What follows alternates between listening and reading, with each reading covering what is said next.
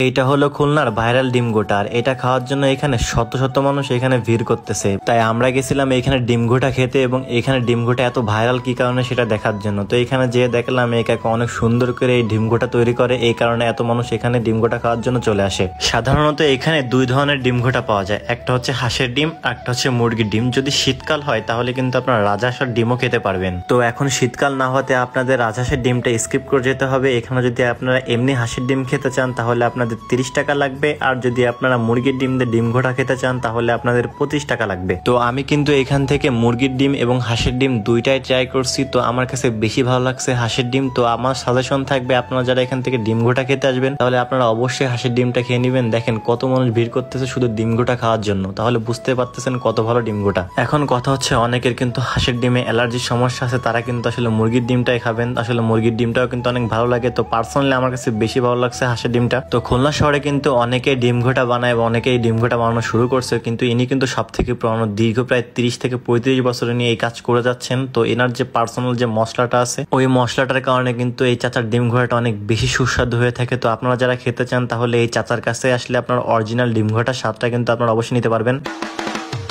এই চাচার ডিম ঘোটা বেশি সুস্বাদু হওয়ার কারণ হচ্ছে এনার এক্সপিরিয়েন্সটা কিন্তু অনেক দিনের। ইনি অনেক দিন ধরে এই ডিম ঘোটাটাই বানাই যাচ্ছে। তো আসলে একটা জিনিস যদি অনেক দিন ধরে আয়ত্ত করা হয় তাহলে কিন্তু সুস্বাদুটা একটু বেশি হওয়ারই কথা। এখন কথা হচ্ছে এই ডিম ঘোটা খাওয়ার জন্য এত মানুষ কেন আসে? নর্মাল প্রসেস ডিম, পেঁয়াজ এবং তেল দিয়ে তো বাসায় অনেকে ডিম ভাজে, তাহলে এখানে এত মানুষ কেন আসতেছে? তো আপনারা দেখতে পাচ্ছেন এখানে কিন্তু অনেক মানুষ ভিড় করে আসে শুধু এই ডিম ঘোটাটা খাওয়ার জন্য। তো এই ডিম ঘোটাটা বানানো শুরু হয় বিকাল 4টা থেকে এবং রাত 12টা পর্যন্ত এখানে ডিম ঘোটা পাওয়া যায়। আর এখানে কিন্তু ডিম গোটা খাওয়ার জন্য আপনি যদি আসতে চান তাহলে কিন্তু সন্ধ্যার আগে আগে আসবেন, না হলে সন্ধ্যার পরে কিন্তু অনেক বেশি ভিড় হয়ে যাবে। তো আপনারা কিন্তু একটা ডিম গোটা খাওয়ার জন্য মিনিমাম 15 থেকে 20 মিনিট দাঁড়িয়ে থাকতে হবে। তো অবশেষে আমার কাছে আমাদের সেই কাঙ্ক্ষিত ডিম ঘোটা চলে আসছে, যেটার প্রশংসা আমি এতক্ষণ ধরে করতেছিলাম। ভালো খাবারের জন্য কিন্তু আমি প্রশংসাটা করেছি। এইখানে শুধু আমি না, এখানে অনেকেই ভিডিও বানাইছেন এবং অনেক ইউটিউবার এখানে কিন্তু ভিডিও বানাচ্ছে, যেহেতু অনেক ভালো একটা ডিম ঘোটা। তো আমার কাছে খেয়ে কিন্তু অনেক বেশি ভালো লাগছিল। তো আমি এখানে নিয়েছিলাম হচ্ছে মুরগির ডিম ঘোটা, আমার হাঁসের ডিমটা খেতে ইচ্ছা করতেছিল না, এই জন্য আমি মুরগির ডিম নিছিলাম। তো আপনারা দেখতেছেন একটা ডিম গোটা খাওয়ার জন্য কত মানুষ এখানে ভিড় করতেছে। তো অতিরিক্ত ভিড়ের ভিতর কথা বলা যাবে না বললে আমি চাচাকে বলছিলাম যে চাচা আমি একটু আপনার ভিতর পাশে এসে ভিডিও করতে চাই, তাহলে আমি সুন্দরভাবে ভিডিও নিতে পারবো। পরে চাচাকে বললে আমি আসলে ভিতর পাশে আসছিলাম এবং ভিডিও করতেছিলাম। তো আপনারা দেখতে পাচ্ছেন যে একটা ডিম গোটা খাওয়ার জন্য কতগুলো মানুষ এখানে অপেক্ষা করতেছে। একজন 10, 15, 20 মিনিট হয়ে গেছে দাঁড়ায় আছে। এখানে সিরিয়াল মেনটেন করে আসলে ডিম গোটা নিতে হয়। তো সবকিছু মিলে আমার কাছে ডিম গোটা অনেক ভালো লেগেছে। তো আপনারা যদি খেতে চান তাহলে আপনাদের আসতে হবে নিউ মার্কেট বাইতুন্নুর মার্কেটের পাশে, যেখানে